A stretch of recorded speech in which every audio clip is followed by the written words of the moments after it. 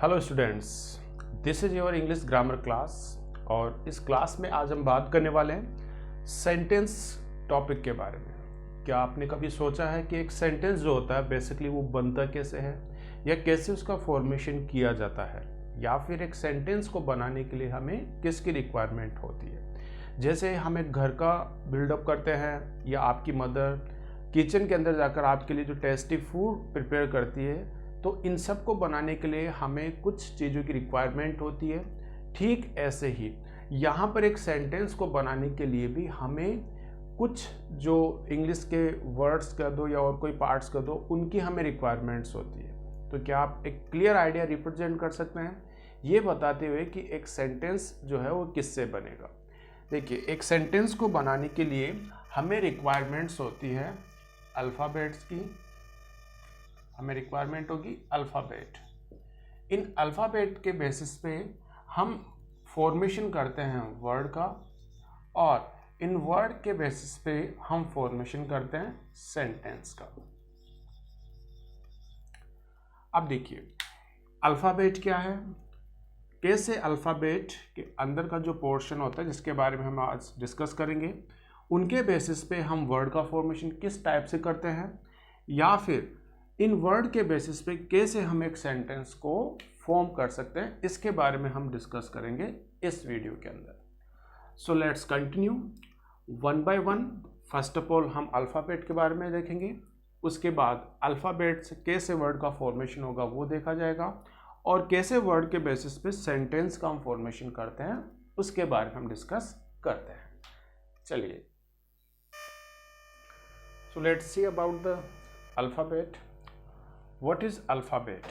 देखिए, alphabet is a set of, set बोल सकते हो या फिर और ग्रुप बोल सकते हो। तो अल्फ़ाबेट इज अ सेट और ग्रुप ऑफ 26 लेटर्स। एक अल्फ़ाबेट के अंदर टोटल 26 लेटर्स का एक ग्रुप होता है, या उसे हम सेट बोल सकते हैं।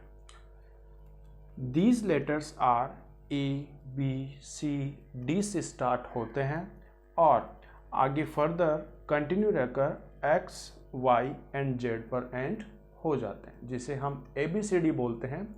वो आपके अल्फ़ाबेट होते हैं, और उस अल्फ़ाबेट के अंदर हम लेटर्स को रिसाइट करते हैं, बोलते हैं। These letters can be divided into two parts। अब ये जो A से लेकर Z पर एंड होने वाले 26 लेटर्स जो होते हैं, इन्हें हम फर्दर आगे डिवाइड कर देते हैं टू पार्ट्स के अंदर, जहाँ फर्स्ट पार्ट आपका वोवल्स बनता है और सेकंड पार्ट मिलकर आपका कॉन्सोनेंट्स बनता है।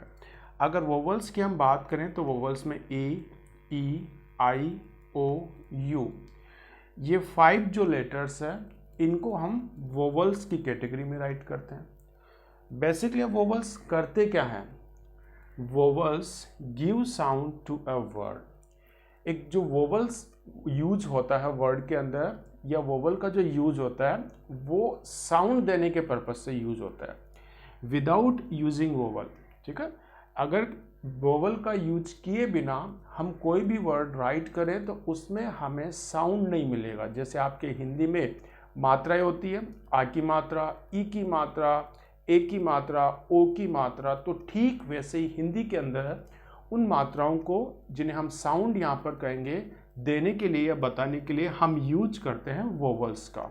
सो no word can be form.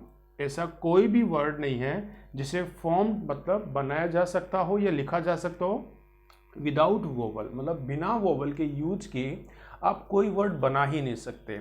अगर आपको वर्ड्स लर्न है, कोई भी वर्ड्स नाउन की फॉर्म में हो, वर्ब की फॉर्म में हो, प्रोनाउन की फॉर्म में हो, तो कोई सा भी आप वर्ड उठाकर देख लीजिए, ऐसा एक सिंगल वर्ड भी आपको नहीं मिलेगा जो विदाउट वोवल के आपको बना हो। मतलब हर वर्ड में कोई ना कोई वोवल तो आपको जरूर देखने को मिलेगा।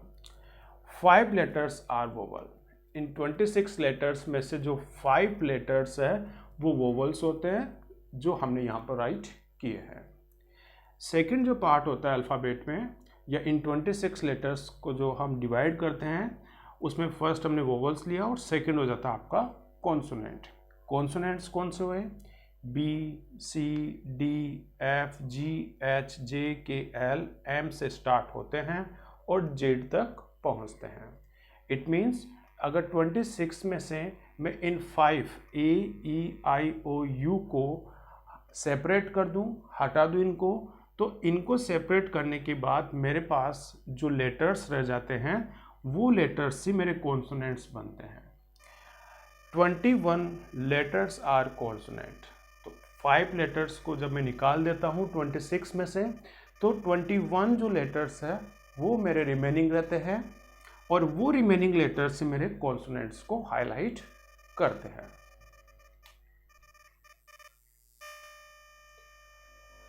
Now let's talk about the word.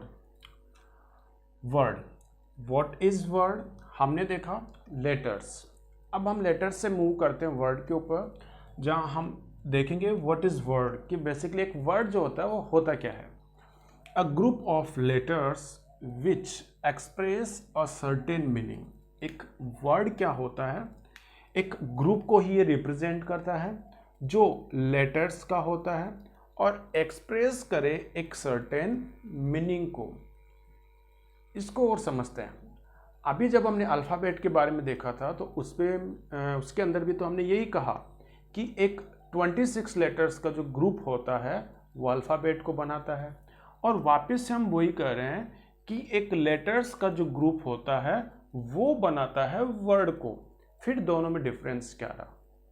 जब अल्फ़ाबेट के ग्रुप की हम बात करते हैं तो वहाँ हमने ये वर्ड यूज़ नहीं किया था सर्टेन मीनिंग। मतलब जब 26 लेटर्स की हम स्टडी करते हैं तो उन्हें हम अल्फ़ाबेट के अंदर देखते हैं और वो एक ग्रुप को रिप्रेजेंट करता है, लेकिन एक मीनिंग को एक्सप्रेस वो नहीं करता। जबकि वर्ड का जब हम स्टडी करते हैं तो वर्ड भी एक लेटर्स के ग्रुप के थ्रू ही बनता है, लेकिन यहाँ पर वो ग्रुप जो होगा या लेटर्स का एक जो ग्रुप निकल के आता है वो एक सर्टेन मीनिंग हमें रिप्रेजेंट करता है या बताकर जाता है।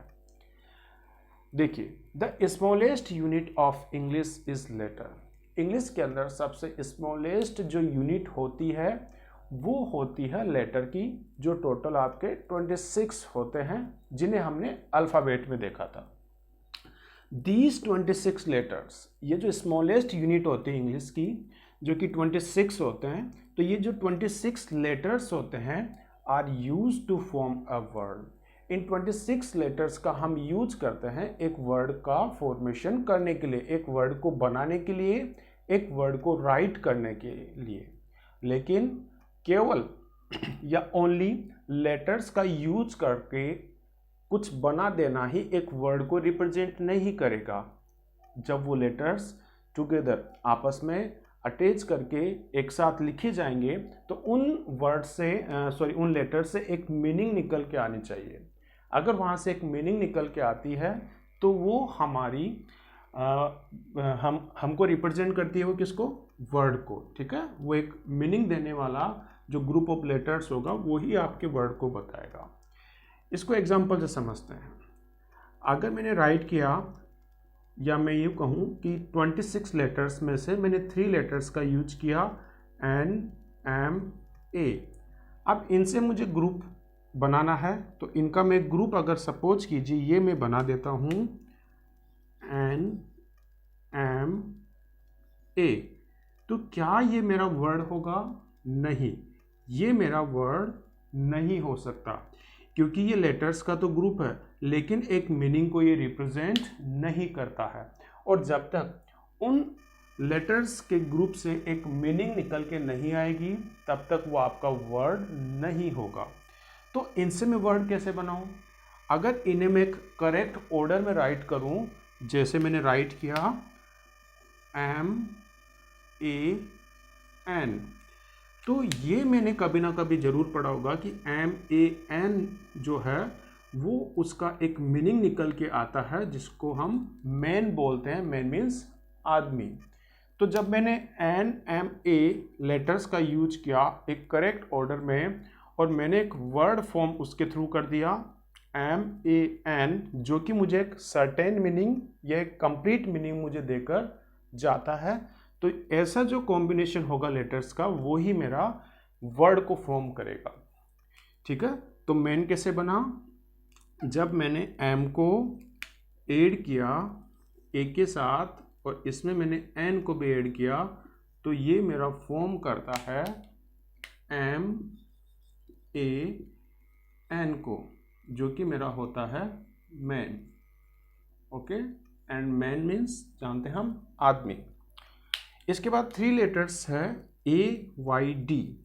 अब इन a y d को अगर मैं एक साथ लिखूं तो ये मेरा जो वर्ड है उसको रिप्रेजेंट नहीं करेंगे, तो इन्हें मैं करेक्ट ऑर्डर में राइट करता हूँ। जैसे मैंने स्टार्ट किया D, फिर मैंने D में ऐड किया A और फिर मैंने राइट किया Y। तो जब मैंने इनको एक करेक्ट ऑर्डर में राइट किया तो एक वर्ड निकल के आया D A Y, जो होगा आपका डे। डे मीन्स दिन। तो ऐसे इन 26 लेटर्स में से जो भी लेटर्स हमारे लिए यूजेबल हैं टू राइट अ वर्ड, उन लेटर्स का हम यूज करके उन्हें करेक्ट ऑर्डर में हम अरेंज करते हैं, और अरेंज करने के बाद जो वर्ड बनेगा अगर वो हमें कंप्लीट मीनिंग दे देता है, एक सर्टेन मीनिंग दे देता है, तो वो ग्रुप ऑफ वर्ड्स ही हमारा ग्रुप ऑफ लेटर्स ही हमारा वर्ड होगा। ठीक है, तो इस टाइप से बेसिकली जो लेटर्स होते हैं 26, उनका हम यूज करते हैं एक वर्ड के फॉर्मेशन के लिए जो हमें कंप्लीट मीनिंग देकर जाता हो।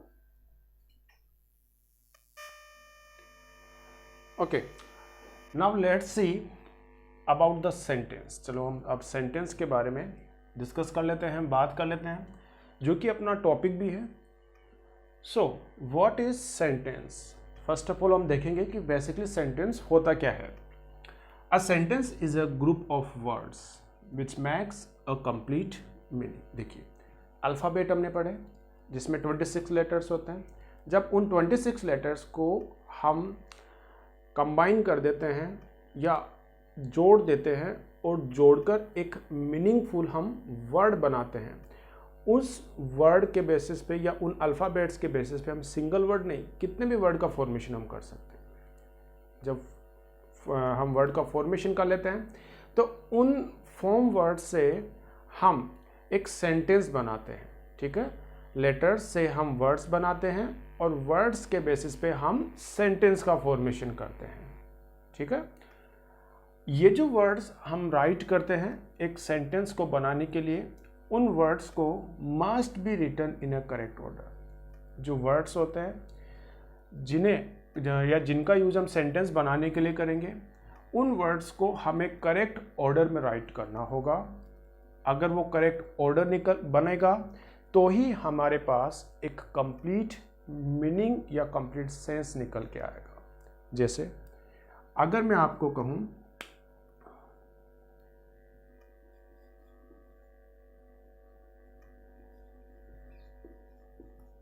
is running he here, मैं कहूँ कि ये 1 2 3 4 वर्ड से बना हुआ एक सेंटेंस है, तो ये रॉन्ग होगा। ठीक है, अगर मैं ये कहूँ कि यहाँ पर मैंने 4 वर्ड का यूज किया और 4 वर्ड के बेसिस पे मैंने एक सेंटेंस राइट किया, तो क्या ये करेक्ट होगा? Is running he here. ठीक है, ये वर्ड्स ऑफ ग्रुप तो है, ठीक है, या सॉरी ग्रुप ऑफ वर्ड्स तो है, लेकिन हमें कंप्लीट सेंस से देकर नहीं जाता। ये ग्रुप ऑफ वर्ड्स तो है लेकिन हमें कंप्लीट सेंस नहीं देता, इसलिए ये हमारा एक सेंटेंस नहीं हो सकता। क्योंकि एक सेंटेंस को राइट करने के लिए हमें इन वर्ड्स को एक करेक्ट ऑर्डर में राइट करना होगा। Next point is a sentence conveys. एक जो सेंटेंस होता है वो कन्वे करता है किसे? एक स्टेटमेंट को।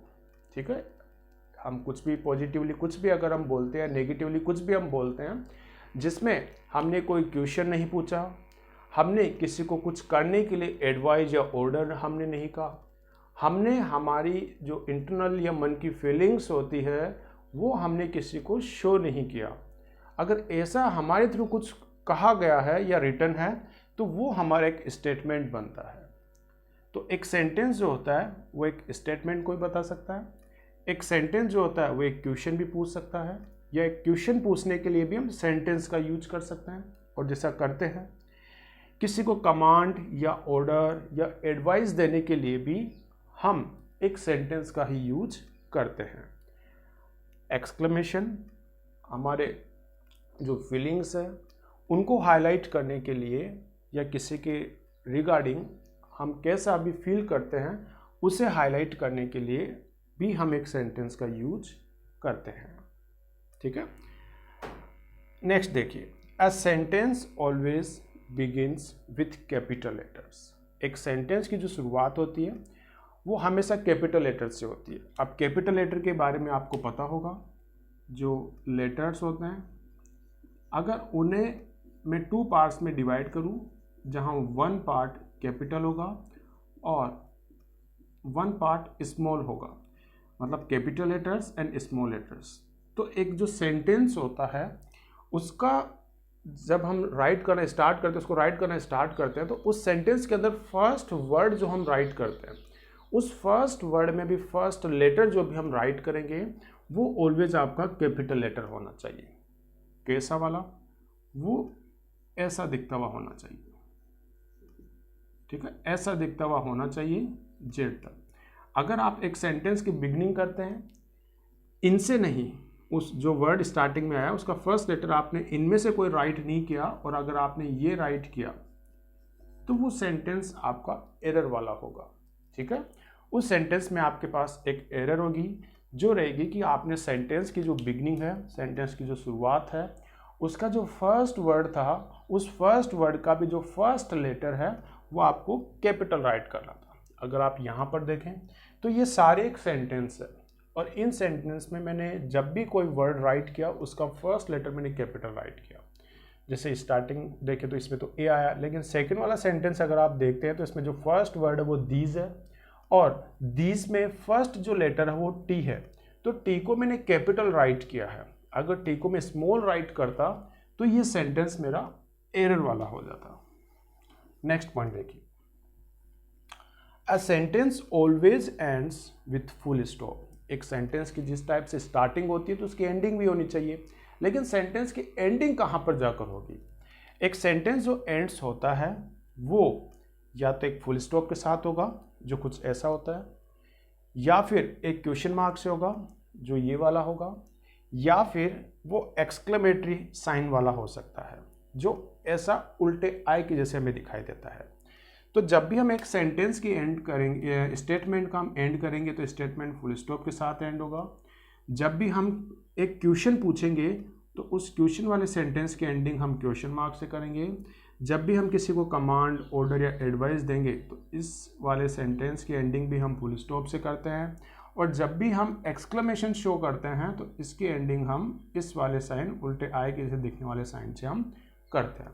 तो बेसिकली सेंटेंस को एंड करने के लिए ये 3 साइंस का हम यूज करते हैं, full stop, question mark and exclamatory sign. Next, a sentence must have at least one doing verb. एक सेंटेंस के अंदर एक कम से कम एक तो आपकी डूइंग वर्ब होनी चाहिए। डूइंग वर्ब मीन्स जो हम मेन वर्ब पढ़ते हैं उस मेन वर्ब का यूज होना चाहिए। ये मेन वर्ब मीन्स हमारे एक्शन को रिप्रेजेंट करने वाला वर्ड, हमारी वर्क को रिप्रेजेंट करने वाला वर्ड, कम से कम एक ऐसा वर्ड तो आपको यूज करना ही है।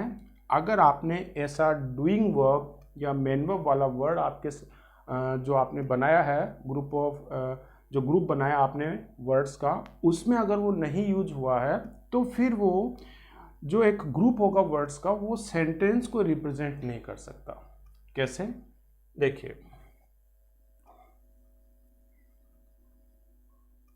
अगर मैं यहां पर राइट करूं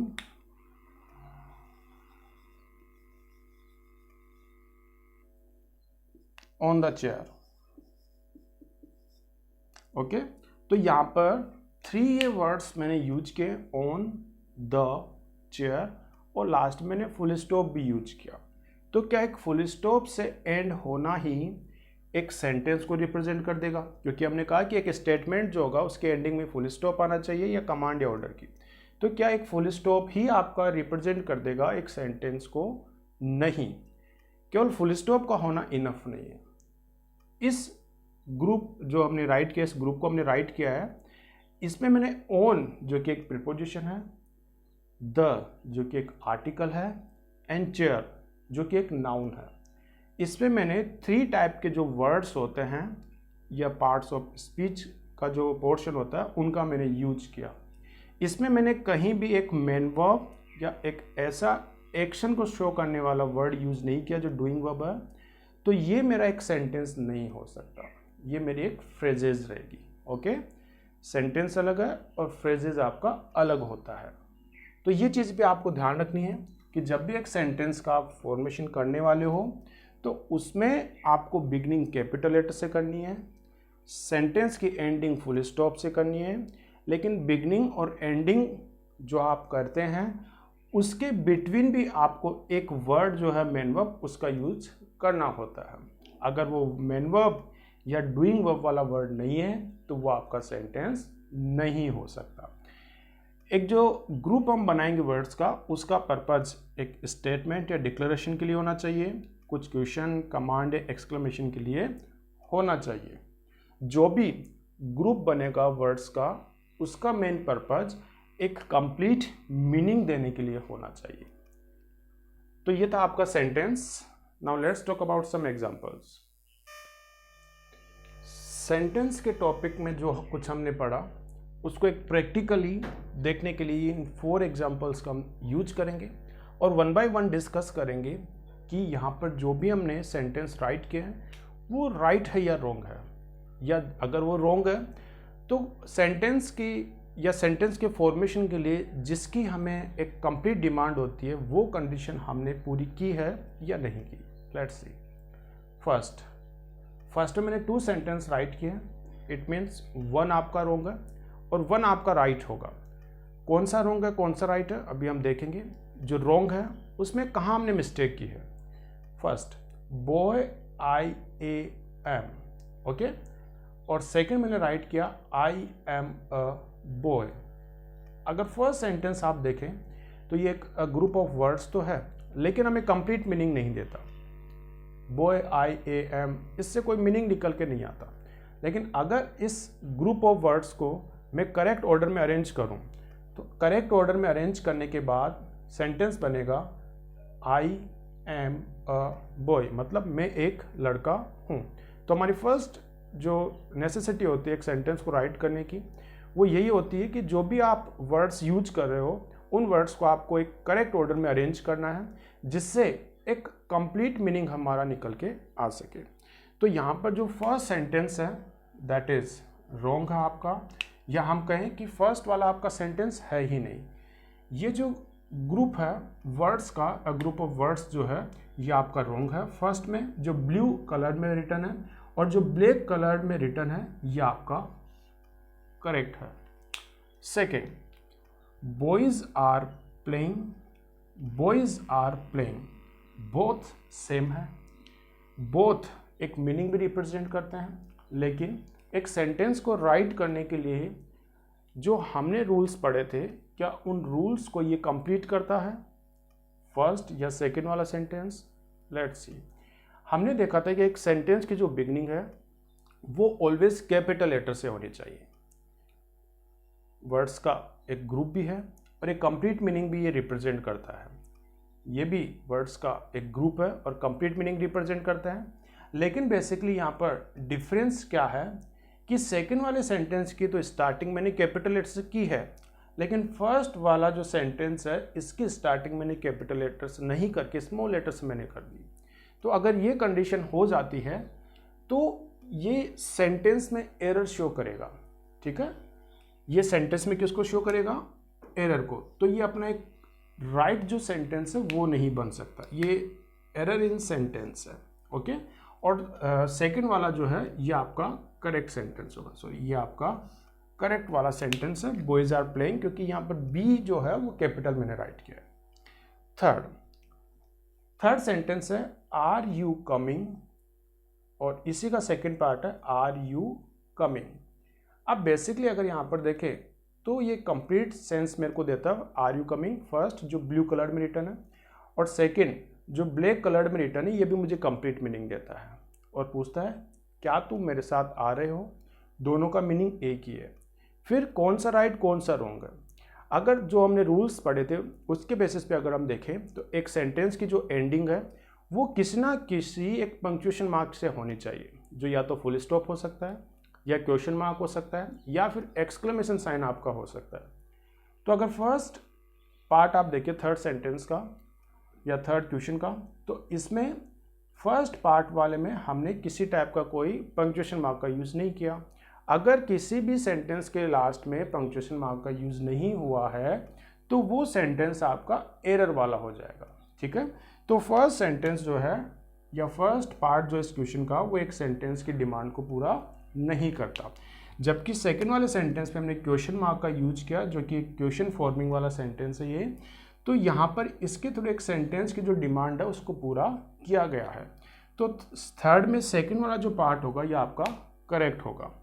फोर्थ है ऑन द चेयर और इसका सेकंड पार्ट है सिट ऑन द चेयर। अब यहाँ पर बिगिनिंग में कैपिटल लेटर है ओ और एंडिंग में एक पंक्चुएशन मार्क है फुल स्टॉप। एक ये जो ग्रुप है इसमें 3 वर्ड्स का मैंने यूज किया। क्या ये एक कंप्लीट सेंटेंस है? नो, ये सेंटेंस नहीं है, क्योंकि फोर्थ हमने कंडीशन देखी थी कि एक सेंटेंस जो आप राइट करोगे उसमें एटलीस्ट कम से कम एक वर्ब का यूज आपको करना है जो आपकी डूइंग वर्ब या एक्शन वर्ब होगी। तो कौन से में हमने डूइंग वर्ब का यूज किया? फोर्थ का जो ब्लू कलर रिटन पार्ट है इसमें मैंने किसी डूइंग वर्ब का यूज नहीं किया है, जबकि सेकंड वाला जो पार्ट है सिट ऑन द चेयर इसमें मैंने एक डूइंग वर्ब का यूज किया है, और डूइंग वर्ब मतलब एक्शन वर्ब। तो यहाँ पर जो सेकंड वाला पार्ट है इसमें मैंने ये जो सिट है ये आपकी डूइंग वर्ब है। ठीक है, जिसे हम मेन वर्ब भी बोलते हैं। सिट मतलब बैठना, तो यहाँ पर एक काम बताया गया है, एक एक्शन बताया गया है जो कि बैठने का है। कहाँ पर? चेयर पे। तो यहाँ पर चेयर पे बैठने की बात की गई है, तो जब चेयर पे बैठने की बात की गई है तो ये आपका डूइंग वर्ब वाला पार्ट हो गया। और अगर एक ग्रुप ऑफ वर्ड्स में जिसकी बिगनिंग कैपिटल लेटर से हो, एंडिंग पंक्चुएशन मार्क से हो, और उस ग्रुप ऑफ वर्ड में अगर एक डूइंग वर्ब का यूज हो जाता है, एक मेन वर्ब का यूज हो जाता है, तो वो सेंटेंस हमारा बनेगा और करेक्ट होगा। जबकि अगर उसमें बिगनिंग तो कैपिटल लेटर से है, एंडिंग पंक्चुएशन मार्क से भी है, लेकिन अगर उसमें डूइंग वर्ब नहीं आई तो ऐसा जो पार्ट या ऐसा जो पोर्शन होगा वर्ड्स का या ग्रुप ऑफ वर्ड्स का, वो आपका सेंटेंस नहीं बताएगा। तो ये 4 कंडीशंस है जो आपको बताती है कि सेंटेंस आपको कैसे आइडेंटिफाई करना है, ये एक सेंटेंस में कंप्लीट सेंस कैसे आपको ढूंढना है, या कैसे एक सेंटेंस करेक्ट हो सकता है। ठीक है, तो ये बेसिक इंट्रोडक्शन हुआ कि सेंटेंस होता क्या है। In the next video we shall discuss about the types of sentence. Thank you and have a nice day.